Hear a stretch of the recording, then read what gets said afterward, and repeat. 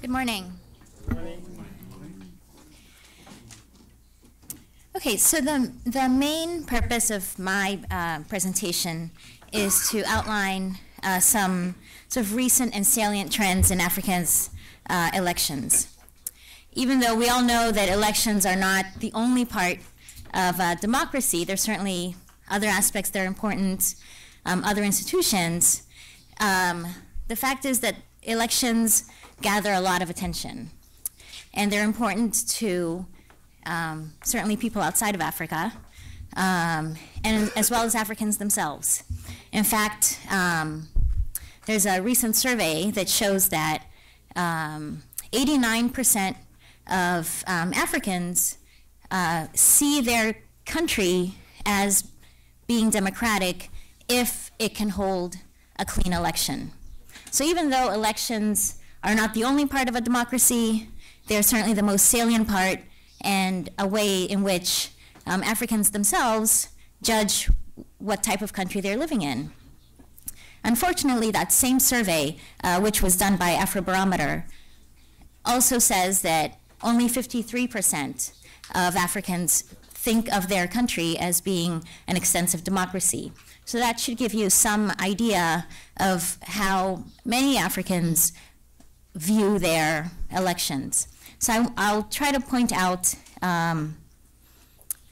some positive signs, certainly, that we see on the continent, and some negative signs. I'll start first with some of the problems and end on a positive note, and then I'll discuss how I think it impacts state fragility, civil-military relations, strategic responses to challenges. Dr. Matt has said a number of things that I think you'll also see echo in my presentation. So just briefly, I have just 5 things that I'll focus on today. Some of the concerns and stagnations that I'll mention in Africa's elections is the persistence of electoral violence. I'll talk about the persistence of coup d'etat and some aspects of the use of technology. Technology has certainly, there have been some positive parts of that, and I'll mention it, but there have been some problems with how technology has been incorporated. And then I'll talk about some progress that I see in approaches to prevent violence from happening during elections, and some indications of institutional independence and trust.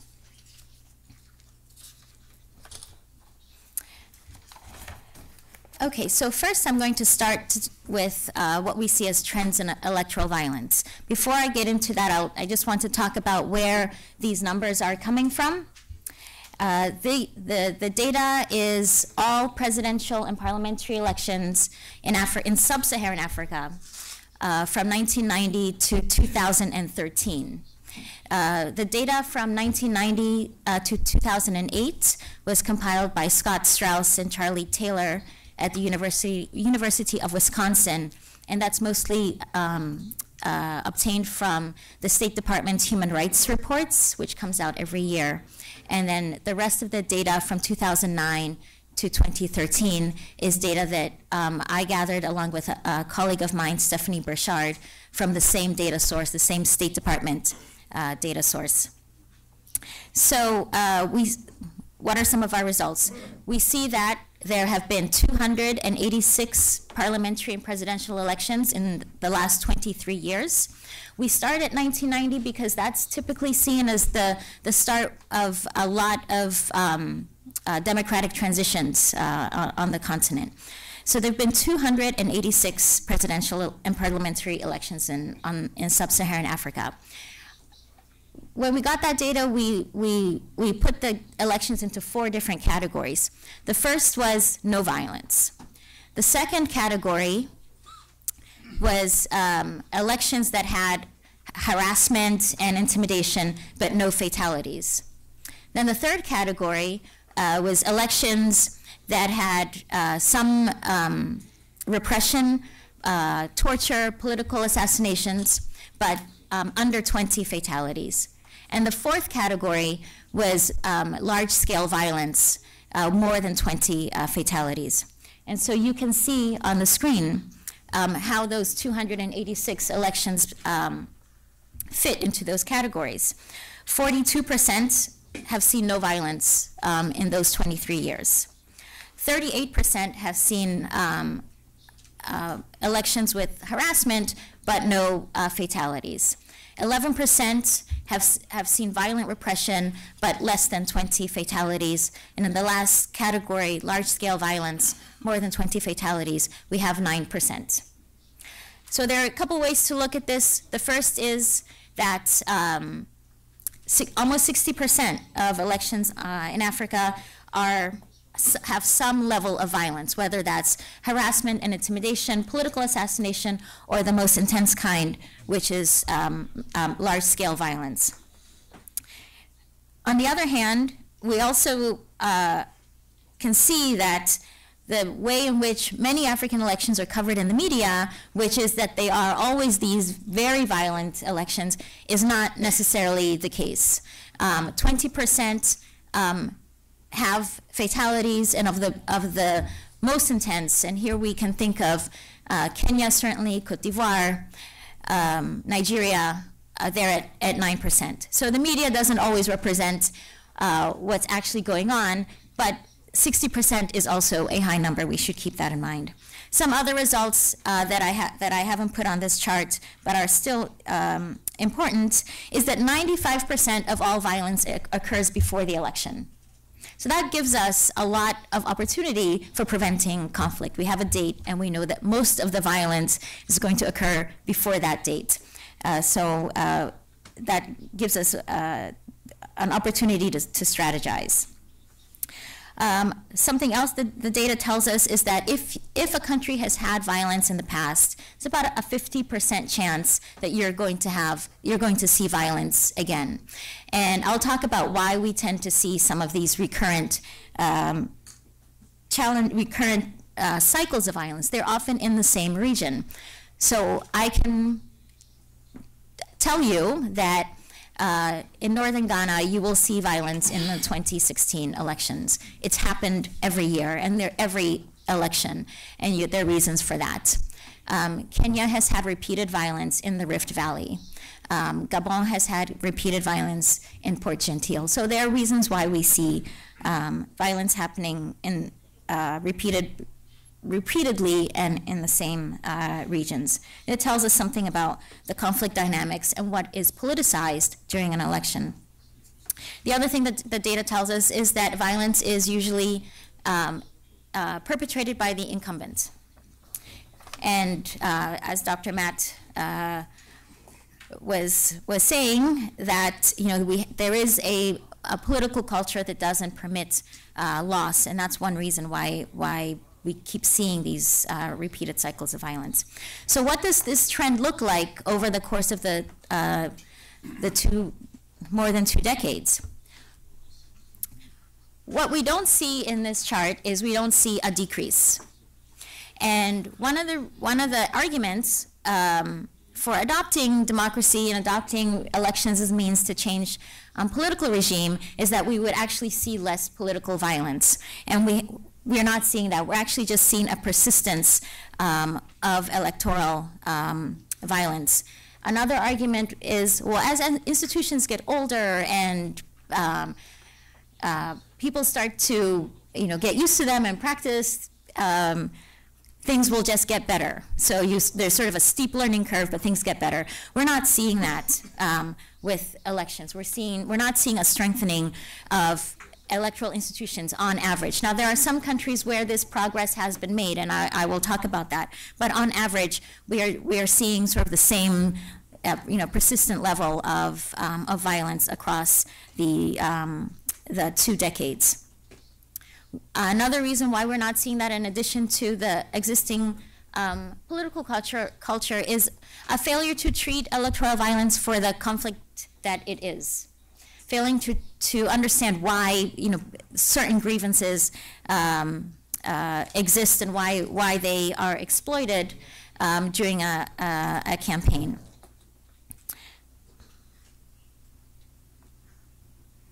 So while there have been some successes on the continent, clearly we're not seeing a general improvement of in our electoral institutions. And that might be one reason why we see this in the next chart, which is trends in coup d'etat. Another, justification for having democracy is that we would not have a violent political turnover. And we haven't seen a marked decline in that as well. We've seen, especially since 2000, with the transition from the OAU to the AU, we haven't seen a marked decrease in allegations and plots of coup d'etat, as well as successful coup d'etats. We've seen an average of about 7 allegations, 7 plots or attempts of coup d'etat, and about 1 coup d'etat per year on the continent. So we're not seeing this progress in general in our democratic institutions. Another trend that I've seen is an adoption of the adoption of technology. Now, there have been some very positive aspects of technology. It can improve the voter registration process. It can, eliminate double voting. It makes results. It can make results more transparent and increase the credibility of an election. It can help validate the results. We can understand why and where and how violence is taking place. We saw this prominently after the Kenyan elections with the adoption of Ushahidi, where people were able to call in and let us and indicate where violence was happening and when it was happening. But one of the problems that we see is not accounting for infrastructure. So not adopting technology that might be appropriate for what we have in place, or not socializing it, or not not educating the institutions and community groups and others that might be affected by the technology of how it might work and how it doesn't work. And when it fails, as we've seen in many places, certainly Kenya in 2007, but more recently in Malawi, it becomes very problematic. It can be very tense, and we do see violence. If, for example, electoral kits don't work, or the electricity goes out, or the software stops working, what's the backup plan? How do you communicate the backup plan? How do you assure constituencies and stakeholders that there won't be fraud? How do you secure the election when that's not communicated and the reliance is solely on the technology? It can become very confusing and very tense. So the type of technology that's adopted and how it's adopted becomes a very important aspect of preventing violence, or actually fomenting it.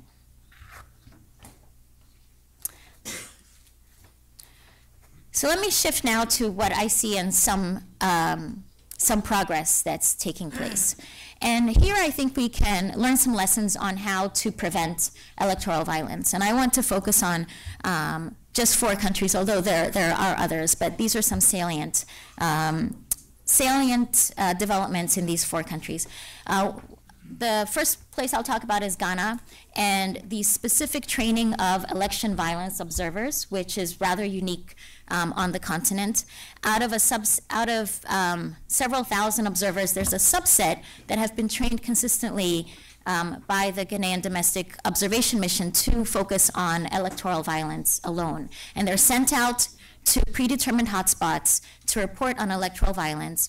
Their reports then are studied by a very diverse group of stakeholders that includes security, media, traditional authorities, political parties, and national institutions to decide, essentially on a case-by-case basis, on what to do about a particular situation.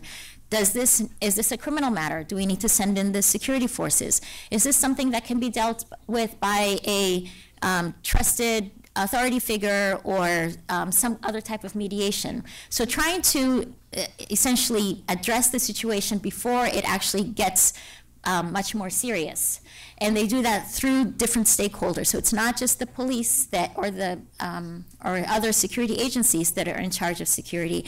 It's a very broad set of stakeholders. Very similarly in Senegal, a group, and this refers to the 2012 election specifically, about a year before the election, there was a very diverse group of civil society organizations that met almost weekly to monitor the election. Not only did they didn't do this in the dark, they invited other political parties. Everyone was, so again, we see this diverse set of stakeholders that are monitoring elections and developing contingency plans on what to do if something goes wrong, how to involve the media, for example, in addressing a particular situation. In Sierra Leone, one of the things that stands out in the 2007 and as well as the more recent elections is the district code of conduct monitoring committees. So there are many political leaders that sign political codes of conduct, but who monitors them? Well, in Sierra Leone, they empowered committees at the district level to monitor how a politician was abiding by the code of conduct that he or she signed, and to reprimand them if they strayed from that. And in Malawi, we did recently see problems in the Malawian election, but they adopted something similar to what I just mentioned in Sierra Leone. A diverse group of stakeholders made up what was called the Multi-Party Liaison Committees. And similarly, they were empowered to address conflict as it arose. Now, it wasn't in all of Malawi. Just about 40% of Malawian districts had these committees, but where they functioned, you did see a decrease in violence. And where they didn't function or they were not functioning, or maybe they were underfunded, they didn't do their job. And so what these four examples show us is that if you've got a diverse set of stakeholders that meet regularly, that are also empowered to investigate, you can make a difference in stopping violence before it actually gets to be a much larger problem. We also have seen in a few cases the increasing independence of institutions. We saw that in the recent Ghanaian election. There was a very long controversy over the final result, and the Supreme Court met over the course of 9 months to hear both sides. And this was a very public process. It was televised and showed a level of independence and a level of trust in institutions. Similarly, in the 2013 elections, the candidates decided to contest their results in a court of law rather than on the street. And in the recent Malawian election, we repeatedly saw the independence of a number of institutions, the Electoral Commission and the judicial system, in coming up with a final result. So we are seeing in a number of cases, I've just highlighted 3, a demonstration that institutions do matter, and when they are independent and credible, can make a difference. What are some of the implications of having persistent electoral violence? One implication is that the democratic consolidation on the continent is actually quite fragile. And here what I show is some data from a think tank called Freedom House. And it monitors political rights and civil liberties on the continent. And in 1990, there were 4 countries that were considered free. In 2013, that number has just gone to 10. In 1990, 19 countries were considered partly free. And in 2013, we have 22. In the not free section, 29 were not free in 1990. And so 22 were considered not free in 2013. And so we have very the way I see that is we have very little movement in how many countries are actually honoring political rights and civil liberties to the point where we can consider them free. One telling statistic, after the 2012 coup d'etat in Mali, a survey was conducted. This is of Bamako residents, and it showed that even though the coup happened 1 month before a scheduled election, which was not in doubt, it would definitely happen, 64% were okay with that. They were okay with ending a regime before elections would take place. That should give you an indication of what can happen, and it's not the only reason why, coups happen, but it's certainly should give you an indication of what can happen if you don't believe in your democratic institutions. And finally, how might this impact how states respond to security challenges? I see sort of two trends. In the short term, I think we're going to keep seeing electoral violence and coups because of the low level of political rights and civil liberties that we see on the continent. And that means that we will see a focus on military versus more political or governance solutions in most cases. But I am encouraged by what I see in some of the other countries that I mentioned, how technology can be used and what we're seeing with institutions. So I think in the medium term, or maybe I hope to see a more holistic approach to conflict resolution and increased focus on the pre-election period as a more diverse set of stakeholders actually do become involved in trying to prevent violence before it happens. That's it. Thank you.